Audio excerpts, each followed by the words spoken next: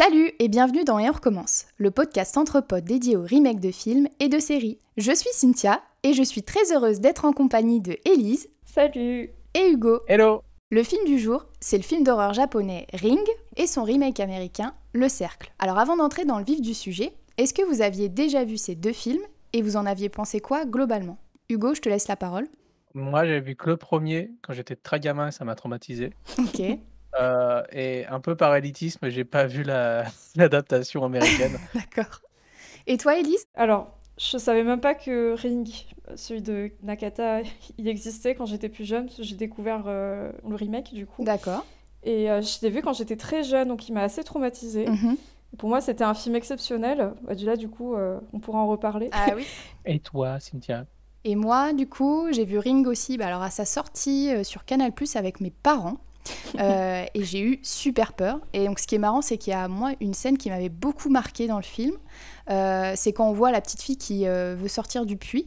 Et en fait, pour moi, on voyait vraiment ses ongles qui frottaient sur les parois. Alors qu'en fait, on nous la raconte, mais elle n'existe pas. Et moi, pourtant, j'ai les images dans ma tête. Ah ouais. Donc là, ça m'a permis de voir que non, ça n'existait pas. C'est marrant ce que tu dis parce que je m'imaginais beaucoup de scènes qui en fait ne mais- sont pas dans le film. Ouais, on est d'accord. Ah, vous Parce que aussi? j'ai... Ouais, trop. mais pour moi là, tout ce qui se passe dans la télé, je m'imaginais beaucoup plus de choses et d'images qui m'ont traumatisé quand j'étais gamin et qui m'ont vraiment empêché de dormir, quoi.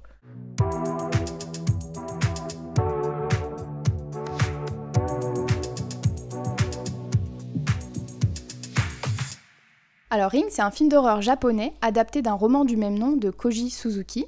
Et le film est réalisé par Hideo Nakata, qui a aussi réalisé les Darkwater. Il est sorti en 1998 au Japon, mais seulement en 2001 en France. Élise, est-ce que tu pourrais résumer le film, s'il te plaît? Mais bien sûr, je fais ça de suite.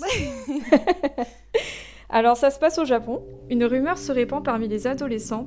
Visionner une mystérieuse cassette vidéo provoquerait une mort certaine au bout de 7 jours.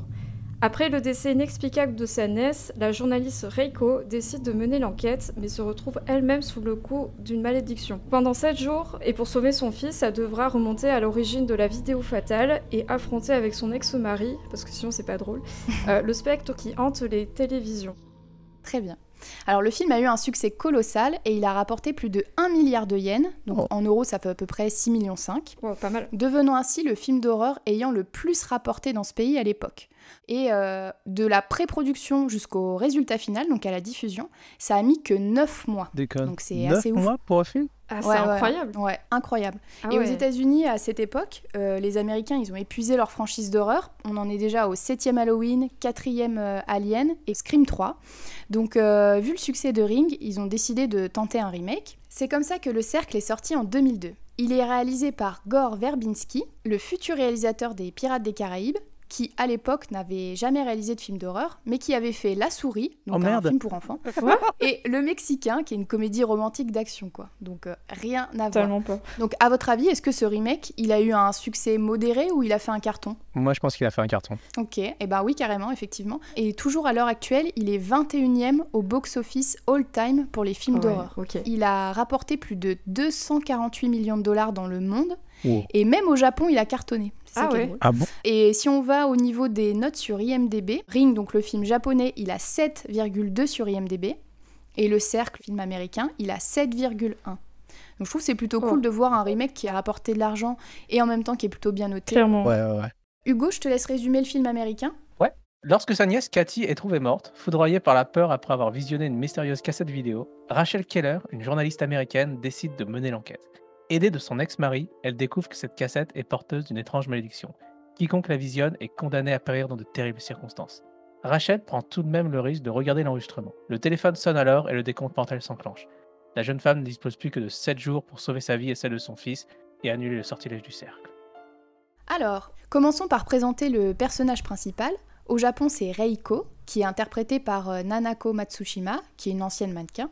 Et aux États-Unis, pour interpréter Rachel Keller, D'ailleurs, ça me fait rire parce que je sais pas si c'est intentionnel ou pas, mais je trouve que ça ressemble beaucoup à Rachel Geller. Oui. C'est le nom qu'aurait le personnage de Rachel si elle s'était mariée avec Ross dans Friends.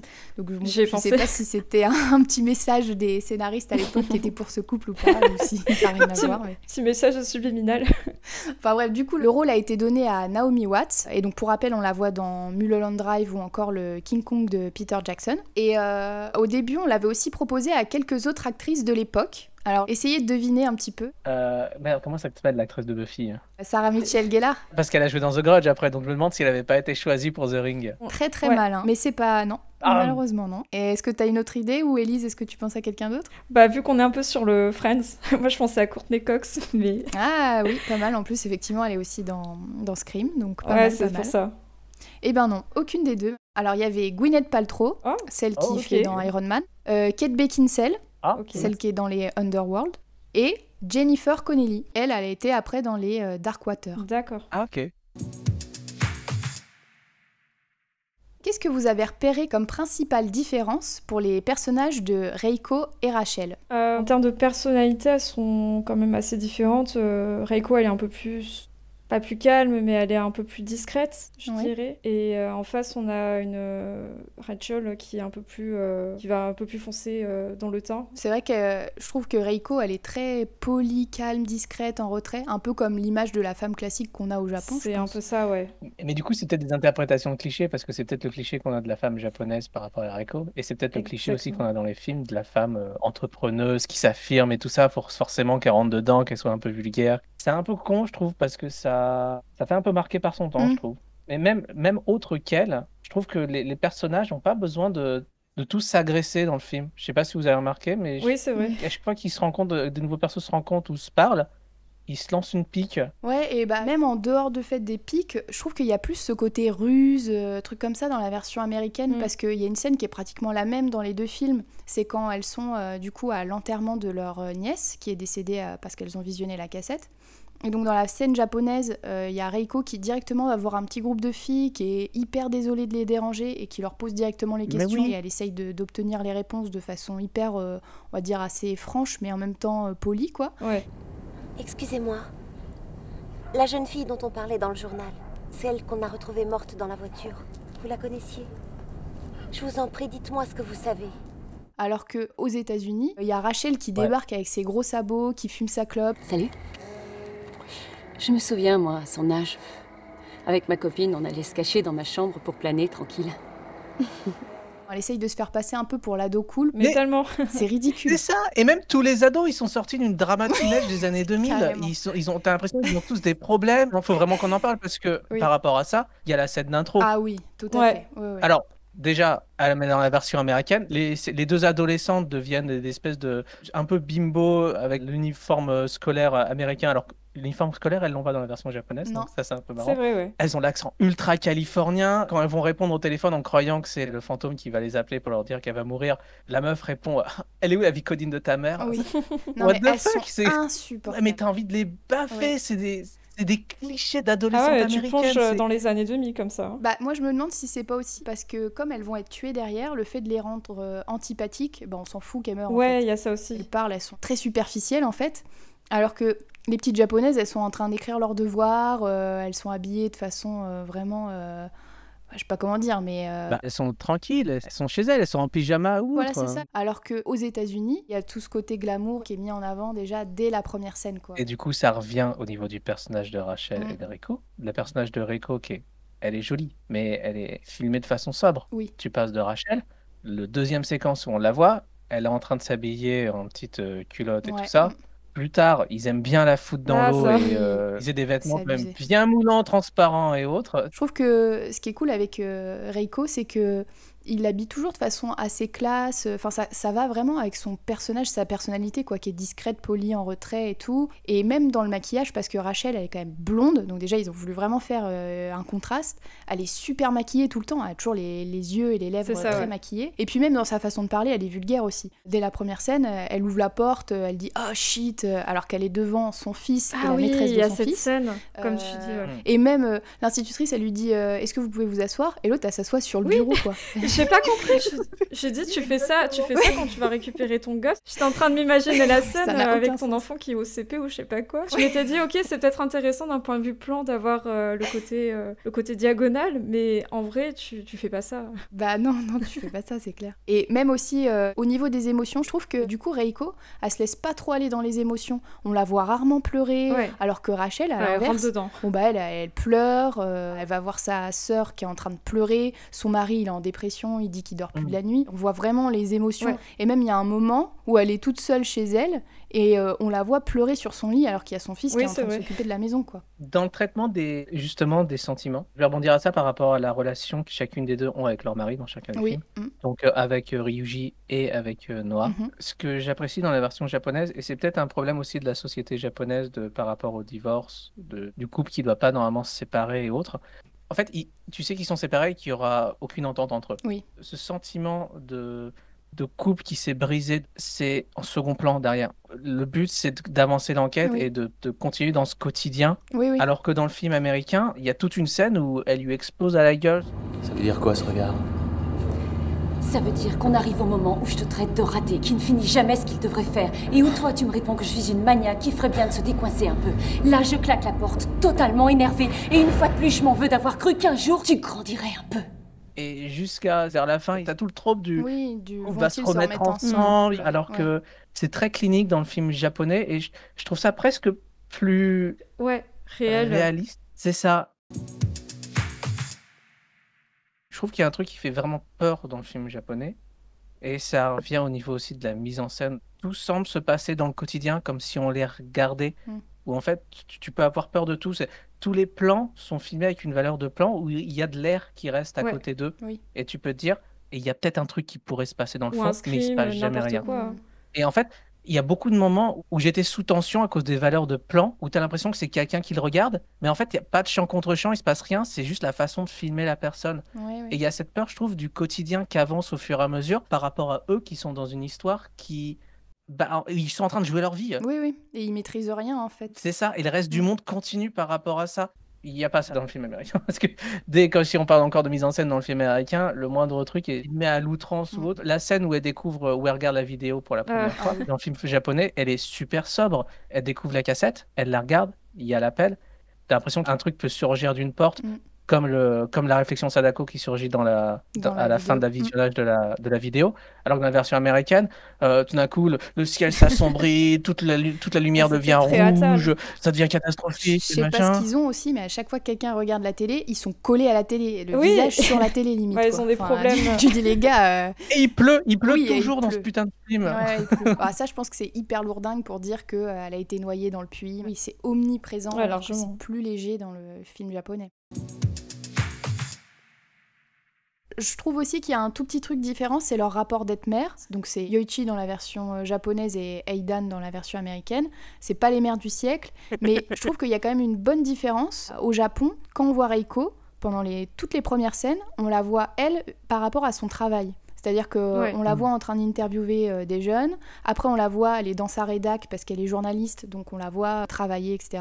Donc, elle est quand même vraiment introduite par son travail et ça a l'air d'être quelque chose qui est important pour elle. C'est pas vraiment subi, alors qu'aux États-Unis, c'est l'inverse. En tout premier, on voit Aidan qui est dans une salle de classe. Donc, c'est d'abord l'introduction par le fils. Après, elle, on la voit en transparence quand elle marche dans le couloir. Après, elle rentre et c'est là qu'on voit la mère. Et en plus, première chose qu'elle dit, c'est un gros mot. Et après, quand la maîtresse, elle lui dit « Ouais, votre fils va pas bien, il dessine des enfants morts dans l'eau et tout », elle est assise sur la table, là, comme elle s'en fout.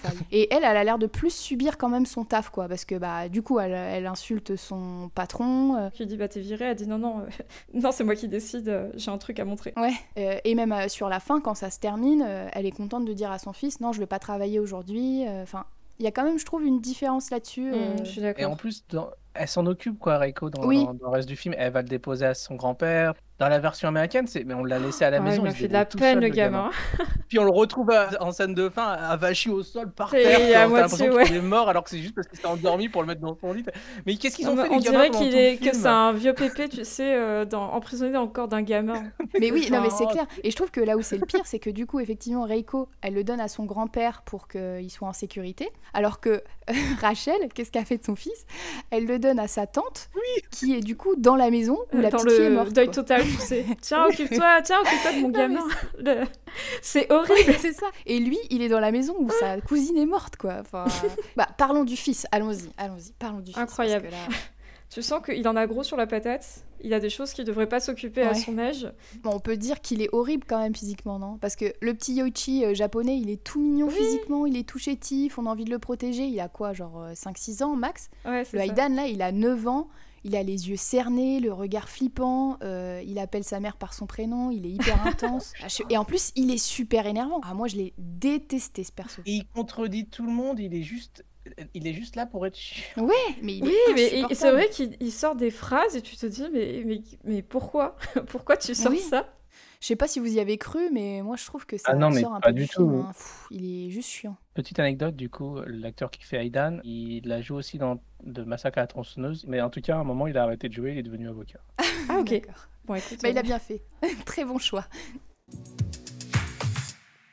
Vous pensez quoi du père dans les deux versions? Bah écoute, en fait, dans le premier, enfin c'était, on sait que c'est le père. Autant dans le remake, j'étais pas sûre en fait que ce soit le père. En fait, j'ai eu un doute. Je me suis Pareil. dit, est-ce que c'est ils ont voulu changer le scénario ou est-ce que c'est juste un ancien copain qu'elle a eu ou pas? J'étais vraiment pas sûre que ce soit le père. Je m'en suis aperçu quand elle l'a appelé et qu'à un moment, elle a dit Ouais, notre fils. voilà. Et tu te dis, mais et c'est là, Heureusement ah, qu'elle le d'accord. dit parce que franchement, moi au départ, je pensais juste que c'était un ex-copain. Ouais, c'est une vrai. petite histoire, mais Elle le traite comme un collègue. Le mec, t'as l'impression que c'est Iron Man, qu'il a un appartement gigantesque au milieu de New York. c'est la et tout ça. Batcave. Bah, en fait, je sais pas, il fait plus fuckboy que père, quoi. C'est... Ouais. Et d'ailleurs, par rapport au lien de parentalité, je trouve que justement, dans la version japonaise, le père, il est absent, enfin, on le voit jamais, Oui, je crois, avec c'est l'enfant. vrai. Ils ont aucun lien. Non. Et jusqu'à la fin, en fait, bah, il s'en fout un peu et il cherche pas spécialement à revenir auprès de l'enfant. C'est ça. Alors que dans la version américaine, je trouve que c'est différent parce que on apprend au détour d'une conversation quand ils se parlent tous les deux, le père et le fils, que le Noah, il le prenait en photo, donc il essayait d'aller le voir. Tu me prends en photo. Quand je suis dans la cour à l'école. Tu es là. T'aimerais me voir plus souvent? Non? Toi, tu voudrais me voir plus souvent? Rachel et moi, nous étions très... Jeune. Maman m'a déjà tout raconté. On a l'impression quand même qu'il y a un espèce de rachat et on veut pas faire passer le père pour juste un connard, quoi. C'est ça. Il prend sa place et puis même à un moment, il explique pourquoi il est absent de la vie du petit. C'est que lui-même, son père était violent et qu'en gros, il fait ça plus ou moins pour le bien Ouais, de pour son fils, protéger. quoi. Alors que dans la version japonaise, ils en ont rien à foutre, quoi. C'est juste... Alors, oui, non, je pensais à un truc par rapport au Japon. Il y a aussi toute cette histoire, il me semble, quand les parents se séparent, c'est souvent la mère, c'est elle qui a la garde absolue. D'accord. Et souvent, ça coupe les ponts. Enfin, j'ai vu pas mal de documentaires à ce sujet. La séparation des couples au Japon est assez violente. Ouais. Et il y a aussi un autre trait de caractère qui définit le père. Et je pense qu'il y a quand même un terme qu'il faudrait expliquer qui est principalement lié à la version japonaise, qui sont les experts, ou les gens capables de capacités extrasensorielles. Comment ça? C'est un truc qui est un peu connu au Japon dans les films d'horreur et dans les mangas. En tout cas, c'est comme ça que je le vois. Oui, que en fait, il y a un moment où il dit qu'il est plus ou moins médium, quoi. Enfin, qu'il est pas normal. Il a un sixième et- sens, ouais. il peut lire dans les pensées et tout ça. Et tu as du mal à exprimer tes sentiments par toi-même. Et tu es un peu accablé par le sentiment des autres, donc tu te renfermes un peu sur toi-même. Alors, est-ce une raison pour foutre une énorme gifle à son ex-femme à un moment? Non, t'as J'en longtemps. doute quand Oui, même. non. Hein. Ça a l'air d'être quand même un sacré connard. Alors que Noah, au final, il y a quand même une grosse différence entre les deux, c'est que le mari de Reiko, il la croit quand même très vite par rapport à la cassette. Donc sûrement grâce à ce que tu dis, en fait, le fait qu'il est espère, là, c'est ça? Donc oui, lui, il la croit tout de suite, et donc il va l'aider, et ils vont vraiment faire un vrai duo pour enquêter C'est et ça. pour annuler la malédiction. Alors que dans la version américaine, Noah, lui, c'est quand même un mec qui est plus cool, tu sens qu'il a quand même toujours des sentiments pour Rachel, et que Ouais. effectivement, il y a des grandes chances qu'ils se remettent ensemble. Sauf que lui, il la croit pas au début, et il va finir par la croire et l'aider. Mais même en l'aidant, ils se séparent quand même, quoi. Donc au final, les fois où Rachel elle est mise en danger, lui il va pas servir à grand chose. À un moment quand elle tombe dans le puits, lui il est dehors en train Ouais, de il je sais plus faire panique. quoi avec son tuyau là qui Avec est... le tuyau qui casse la gueule et tout. Il sert à rien le mec, quoi. Oh, ça m'a fait rigoler quand la télé, c'est la télé qui la pousse dans le puits. J'étais pas censée rigoler, mais J'avais noté que du coup que le film, il évoque aussi la pratique des nensha.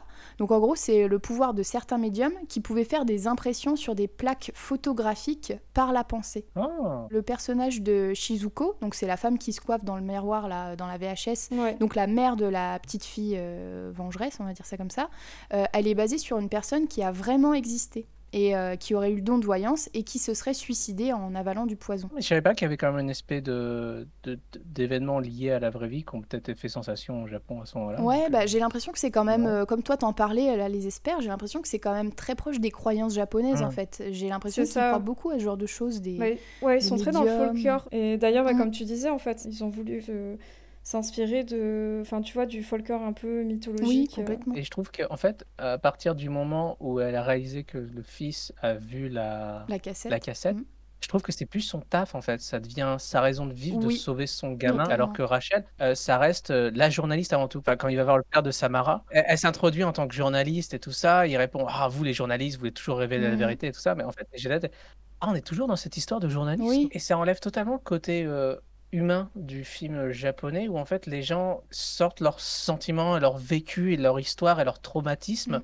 Et par contre, dans la version américaine, enfin, t'as l'impression que c'est Damien, le fils du démon, Samara et tout ça. Enfin, c'est bizarre en fait. Bah oui, bah ça revient justement dans la version japonaise.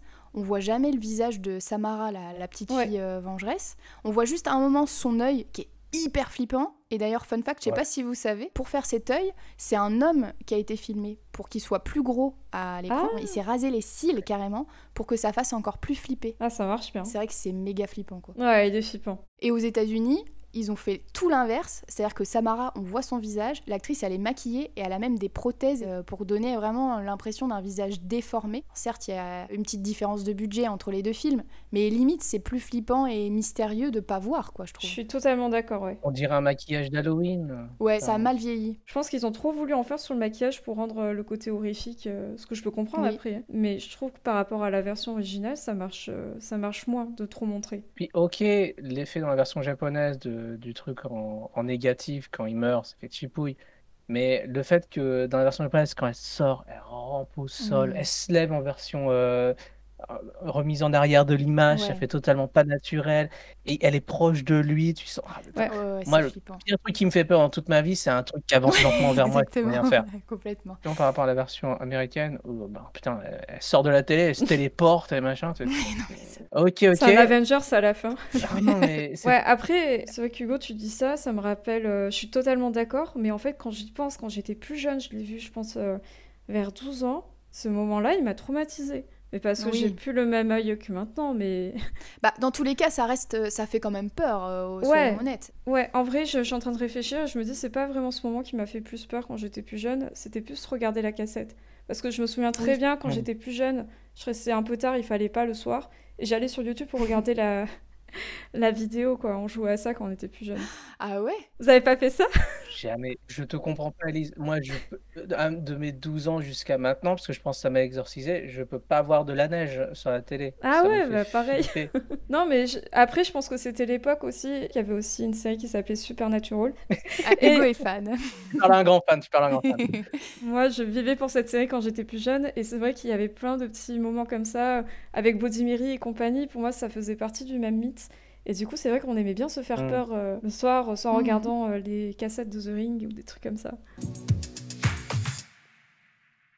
Aux États-Unis, ils sont toujours en très gros plan, il y a toujours des espèces de musique hyper aiguë qui torture un peu, et en fait, la menace, elle est extrêmement présente. Bah, du coup, le truc, par exemple, quand elle boit un verre d'eau, et tout à coup, elle se noie à moitié, et elle a un truc dans la bouche, elle tire, Ah et oui. c'est des cheveux noirs. C'est ses cheveux noirs ou c'est un stéthoscope? C'est les cheveux de la fille, en fait, hein, qui est morte. Donc elle tire, elle tire, elle Je tire. pense que c'est parce qu'elle avait des électrodes sur la tête et ça a dû Ah. s'accrocher aux cheveux. Ah, d'accord. Ah, ok. Et après, il y a le téléphone qui sonne aussi, et là, il y a un liquide noir qui coule des trous du combiné.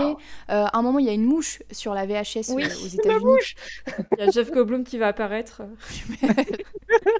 Elle attrape la mouche qui sort de l'écran, il y a son nez qui saigne et tout. Du coup, les menaces, elles sont quand même plus réelles et limite plus menaçantes, quoi, parce que tu vois que Moi, je suis il tout y a à des fait vraies d'accord. menaces. Alors qu'au Japon, c'est des menaces, mais plus lointaine. Ouais, presque. t'as l'impression qu'ils dorment bien, il n'y a pas de souci. Plus que Complètement. ça, non mais en fait ça m'avait étonnée, parce que d'habitude c'est vrai que maintenant ils forcent beaucoup sur le fait à la personne, elle a de plus en plus de mal à dormir, elle voit des Oui. choses bizarres, et moi je trouve ça très intelligent par rapport... Enfin, je préfère ce côté-là du film japonais que le remake américain qui te balance et qui balance, mais au final, je trouve qu'en termes de rythme, ça fonctionne un peu moins. Et je suis tout à fait d'accord avec ça. C'est ce que je dis dans le film japonais, c'est ils sont en sursis, mais il faut qu'ils continuent à vivre leur vie normale Oui. jusqu'à potentiellement mourir. Oui, je suis d'accord. Ouais, Au ouais. moins, dans le film japonais, Sadako, elle a la décence de pas les faire chier pendant 7 sympa jours. quand même. Là, dans le film américain, elle revient tous les 2 jours. Elle fait chier tout le temps. C'est les relances des Mais- impôts.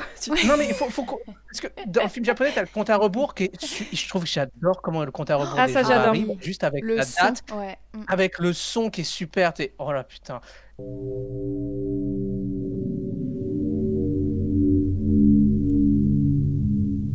Alors que dans la version américaine, c'est le gros insert qui s'affiche.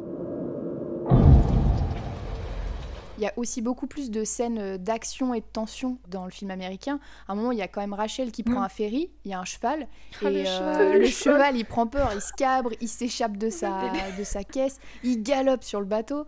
Et après, bon, bah, donc déjà, toute cette scène-là, il y a une énorme tension. Ah, tu oublies ce qui se passe, ce qui arrive vraiment. Non, Non, au mais moi cheval. j'ai rigolé pendant cette scène, il fallait pas. Ah non, pourquoi t'as rigolé? Bah, je me suis dit, oh non, on me dit pas qu'il va y avoir du rouge. Oui, bah oui, parce que du coup, à la fin, parce que toute cette scène-là, elle fait super peur, parce qu'on se dit, oulala, qu'est-ce qui se passe avec le cheval? Il y a de la musique à fond et tout. Puis on a t'entends peur. le oh, il me semble des gens. Ça va pas. Oui.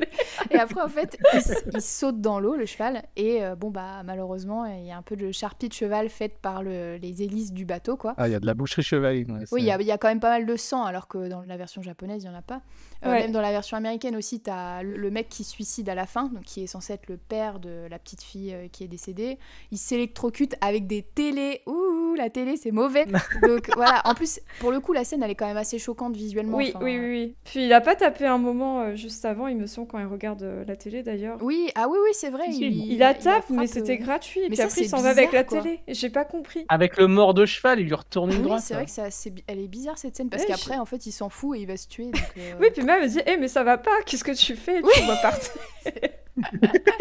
ça n'a aucun sens cette scène quand on y pense. Le personnage de ce père, c'est bizarre, parce qu'il est Oui. menaçant. La première fois qu'elle le voit, et quand il commence à parler de sa fille, il a le crochet à la main, Oui. tu crois qu'il va l'embrocher.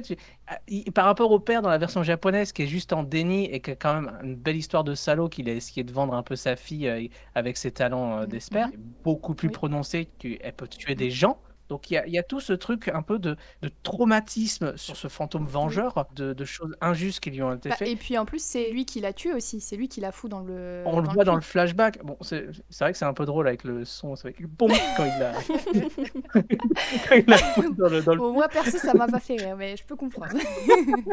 pardon.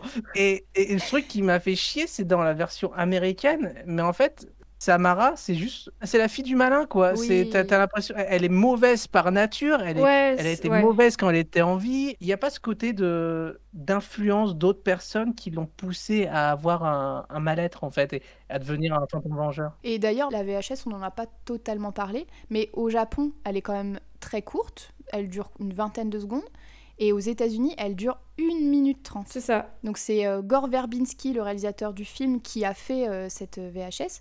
Donc lui, il s'est inspiré de la VHS japonaise, mais il a aussi ajouté des éléments qui personnellement lui font super peur dans la vie. Donc on voit de l'eau pleine de sang, des vers qui grouillent, Oh, des putain. animaux blessés, un doigt qui s'enfonce dans un clou, et plein d'autres choses comme ça perturbantes, qui sont finalement un peu les codes classiques du film d'horreur hollywoodien. C'est du foreshadowing complet. Tu vois ce que c'est du foreshadowing? Non. Le foreshadowing, en fait, c'est mettre des images qui plus tard reviendront dans le film. Ah oui, d'accord, ok. Tout est bien Oui. pensé, mais Mm. un peu trop. Ouais, après, moi j'aime bien, je trouve que ça fonctionne quand même. Mais alors, ce qui est marrant, c'est que la version japonaise, quand on voit la vidéo, et j'avais l'impression de me retrouver, tu sais, dans un musée Oui. un peu chelou, un peu art moderne, où t'as un truc avec une télé dans le noir, et tu regardes une vidéo qui n'a aucun sens. Ça n'a Et aucun j'avais sens. l'impression, ouais, un peu perturbant. Je trouve que ça c'était pas mal aussi. La fin, Reiko, quand elle est dans le puits et qu'elle découvre le corps sans vie de la petite fille, c'est un squelette verdâtre, il y a ses cheveux qui se détachent, Ah ouais. il y a de la vase et tout. Et pourtant, comme elle sait en fait que c'est la petite fille qui malheureusement a une vie horrible et qu'elle a été tuée par son propre père, elle la câline direct, quoi. Ouais. Puis c'est réaliste, en fait. Alors que Ouais, dans la c'est ça. version Clairement. américaine, certes, il y a de l'empathie, mais en fait, le corps de la petite fille, il remonte, il est intact, il y a son visage immaculé, sa petite tenue blanche, enfin... En mode petit ange. Ouais, exactement. Donc après, elle lui fait un câlin, et effectivement, là, elle se Puis transforme. après, il se décompose. Mais je trouve qu'il y a quand même ce côté de un peu glamour aux États-Unis où tu pouvais pas faire en sorte qu'elle allait faire un câlin directement à un squelette dégueulasse, quoi. Et c'est ça, je trouve qu'il y a tout ce côté de l'empathie envers le personnage de Sadako, même si elle est montrée comme un monstre, qu'ils en parlent comme un monstre. Mm. Putain, et c'est horrible ce qu'elle a vécu. Elle est C'est encore horrible, vivante ouais. dans le puits. Et quand tu dis qu'on voit son squelette, quand elle bouge les cheveux et qu'on voit le squelette derrière, Mm. c'est marrant parce que t'as l'eau qui s'échappe Oui, ça des vase là comme yeux, truc t'as verdâtre. l'impression qu'elle est en train de pleurer. Oui, c'est... Non, mais c'est vrai que du coup, on a aussi, nous, beaucoup d'empathie à ce moment-là. Mais il se trouve qu'elle va venir se venger, quoi qu'il arrive. Ouais, elle va se venger, mais dans le film japonais, il y a un système. Si t'as pas fait le système, la malédiction commence. Oui. Il faut résoudre cette mécanique, sinon ça va quand même arriver. Alors que dans la version américaine, pour trouver le cadavre de Samara dans le puits, pour se dire oh c'est fini, et pour se dire après où elle se réveille à côté du gamin, le gamin il dit fallait pas la sauver, Oui. en fait elle est méchante, non fallait pas faire ça. Et en Oui. fait du coup après t'as la scène Ah où oui, le Perce est en gamin. train de se faire tuer, mais pourquoi t'as fait mais ça? putain mais cette scène. Mais pourquoi Rachel? C'est son fils qui Mais- parle. Il me Mais fait Rachel, rigoler. Mais pourquoi t'as fait tu ça, as t'es ça, conne? Rachel Ouais. Tu l'as libérée? Oui? Pourquoi tu as fait ça? Qu'est-ce qu'il y a, chérie? T'aurais pas dû aider la petite fille. C'est fini, elle ne te fera aucun mal. Elle est... Est-ce que tu comprends, Rachel? Elle ne dort jamais. Mais tu vois, et c'est là où, pour moi, le personnage de Sadako dans la version japonaise, elle n'est pas totalement responsable des choses. C'est une malédiction et une vengeance Mm. qui s'est créée par rapport à une haine par rapport aux choses qu'on l'a faites. Oui. Alors Mm. que de base, dans la version américaine, elle veut faire du mal aux gens. Elle le Oui, dit, c'est vrai. j'aime leur Ah faire ouais. du mal. D'ailleurs, c'est un message qui est extrêmement limite. Ça vient, je crois, de la médecin de l'île où ils sont, qui dit il n'aurait jamais dû avoir d'enfant. Ah non, c'est le père, je crois, qui dit ça. Oui, Que Oui, c'est c'est ça, le elle n'aurait propre jamais père. dû avoir d'enfant. Et C'est tu ça. vois où elle a fait plusieurs fausses couches. Exactement, elle a fait plusieurs fausses couches, donc normalement elle aurait pas dû en avoir. Ils vont finir par l'adopter, et t'as l'impression qu'en gros c'est un message en mode genre bah si vous galérez à faire des enfants, n'en faites pas, sinon ce sera le fils du diable et il va tous vous tuer. Ah, j'ai trouvé ça hyper Ah, mais limite. moi. maintenant que tu le dis, je trouve ça affreux en fait. En fait, Enfin, t'as l'impression qu'elle était, désolé le terme, mais imprégnée par le Par le diable. mal, Alors ouais, que, c'est ça. voilà, qui c'est la naissance immaculée du petit Jésus, Oui, mais oui, ouais, c'est ça, c'est exactement. l'antéchrist. Elle aurait jamais dû exister, alors qu'en plus Ouais. pour le coup elle a été adoptée, donc déjà de base ça n'aurait eu aucun sens, mais en plus là elle est adoptée, c'est encore vraiment moins de sens. Dans la version japonaise, quand ils sortent du puits, Ouais. ils ont une discussion. Déjà, la discussion de la version américaine, c'est pourquoi 7 jours? Parce que ça met 7 jours à mourir dans un puits. Parce qu'elle a mis 7 jours, oui. Ok, Oui, oui. merci d'avoir expliqué. Dans la version japonaise, c'est pas ça la discussion où ils en parlent. Ils parlent justement de Sadako et du fait que le docteur aurait pu être son père. oui, c'est Il vrai. dit un truc intéressant, Ryuji, il dit c'était sûrement pas son père. Il y a un autre Oui. truc derrière. Pourquoi elle aurait Oui. des pouvoirs? Est-ce qu'il y a un autre truc? Est-ce que c'est peut-être une entité maléfique ou autre? Et tu Oui, dis, je crois qu'il le dit carrément, hein, qu'il dit c'est peut-être que son père aurait été le diable, ce qui rejoint un peu finalement ce que les Américains Voilà. ont essayé de faire, mais sauf que eux c'est lourdin. et la fin, là, dans le chalet, ça devient Evil Dead. Ça bouge, la télé, elle les tape, ils tombent. La machin, télé. c'est horrible, mais j'ai rigolé quand elle tombe dans le puits à cause de l'effet. C'est peut-être Moi ça, aussi. ça a mal vieilli, mais c'est Moi tellement aussi. bizarre comme Bah, elle tombe déjà tête le la fait que la première. télé elle bouge comme ça, et que c'est vrai que cette Bah. scène-là elle est ridicule. Bah, ouais, à la rigueur, tu te fais très mal au dos. Mais de là à ce que ça te pousse dans le puits, il faut le faire. Là du coup dans ma tête je la vois tourner, genre je la vois vraiment en mode cartoon quoi. Avec les bruits cartoon qui vont avec. Ouais. De la Flintstone. Est-ce que vous avez remarqué un peu dans le film américain quelques hommages à la version japonaise? Moi, je vois de ce que tu veux dire, Cynthia. Ouh, le petit papier écrit en japonais quand il regarde dans les archives. Tout à fait. Sérieux? Et il y a autre chose aussi. Ah, Alors déjà il y a un truc, mais ça on peut pas forcément le savoir, c'est dans la version américaine il y a un arbre qui est un élément clé de l'intrigue, et bah Ouais. c'est un pommier rouge du Japon. Ah, ok. Bon, je connais rien aux arbres donc je savais pas que c'était un pommier rouge du Japon, mais voilà. Ok, moi je pensais que c'était juste pour faire un jeu de couleurs entre le rouge et le bleu, pour que ce soit ça Bah, pop c'est plus. c'est lié forcément. c'est ça. Un autre petit truc aussi, du coup, c'est dans Vas-y. l'appartement de Rachel. À un moment, il y a une porte coulissante, comme dans les maisons japonaises, en fait. Ah Vous avez oui, pas c'est fait vrai. gaffe? C'est au moment où son fils voit la cassette, et elle court dans son salon, et elle ouvre les Oui. portes En coulissantes. mode dramatique. Oui, On en parle exactement. de cette séquence dans la version japonaise? Quand elle regarde le lit de son fils et qu'elle voit quelqu'un d'autre dedans? Ah oui. Ah ouais. Oh. Oh la vache, comment ça c'est fait peur. flippant. Ah, j'aime pas Ouais, ça. donc au Japon, elle pense que c'est son fils qui est assis à côté d'elle, elle en trouve un peu les yeux parce qu'elle croit entendre quelque chose. C'est ça. Et elle se dit, ah c'est bon, c'est mon fils. Et en fait, non, mais qu'est-ce que c'est déjà? C'est...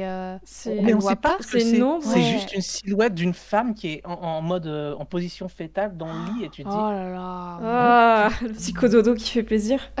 Tu m'étonnes. D'ailleurs, on n'a pas dit, mais en fait, pour lever la malédiction, il faut faire une copie de la cassette. Et c'est grâce à ça, finalement, qu'ils sont sauvés. On en parle de la fin. Bah voilà, ouais, parlons de la fin, allons-y. Ouais, en gros, elle comprend qu'il faut faire une copie. Et du coup, elle part en voiture et elle appelle son père en disant Papa, j'ai un service à te demander. Donc on comprend qu'en fait, son père va devoir se sacrifier pour sauver son petit-fils, quoi. C'est toi, papa? Je viens de partir, je suis sur la route. Je vais avoir besoin de toi. C'est pour Yoichi. J'arrive. Tu comprends ça. Après, par contre, tu le vois pas vraiment. Tu t'y attends, mais t'es pas sûr. Et je trouve qu'effectivement, ça rajoute un truc un peu dur parce que tu te dis, le pauvre papy qui a rien demandé, il va mourir. Et dans la version américaine, Rachel fait faire la copie à son fils et son fils lui dit mais qu'est-ce qui va se passer alors? Et elle dit malheureusement quelqu'un va devoir mourir. Mais elle dit pas qui ni rien, donc du coup ça les... Mais oui, mais c'est ça qui me fait chier dans la version américaine, parce que dans la version japonaise, tu comprends qu'il va y avoir un truc hyper tragique qui va se passer. Dans la version américaine, t'as l'impression que tu dois répondre à un mail et le distribuer à 7 autres personnes pour pas qu'il t'arrive un truc. Ouais. Oui, c'est vrai. C'est pour montrer le côté un peu moins maléfique des personnages, quoi. C'est en mode, ils sont obligés de le faire, mais en tout cas, on voit pas qu'ils vont viser quelqu'un de particulier, quoi. Je pensais qu'ils allaient partir sur une conclusion en mode c'est pas bien de regarder la télé. Pour moi, j'étais... Parce qu'en fait, au tout début du film, elle est sur le balcon, elle regarde tous les gens en train de regarder la télé en mode comme des mouches devant quelque chose. Oui. Et je m'étais dit, ils vont peut-être partir en mode la télé c'est pas bien, faut pas rester. Il y a quand même ça tout le temps, parce que même les deux filles qui se font tuer, dès le début, elles sont en mode les ondes c'est mauvais pour la santé, il faut pas. Oui, regarder. oh là là. Ils sont en mode complot. Le mec qui se suicide avec ses télés, il y a quand même ça qui est très lourd, en mode la télé ça va vous tuer. Ouais, quoi. J'avoue. Et bien c'est comme ça qu'on va conclure cet épisode. Alors merci à tous les deux pour votre participation. Merci à toi, Cynthia. Merci. Merci aux personnes de l'ombre pour leur aide. À bientôt.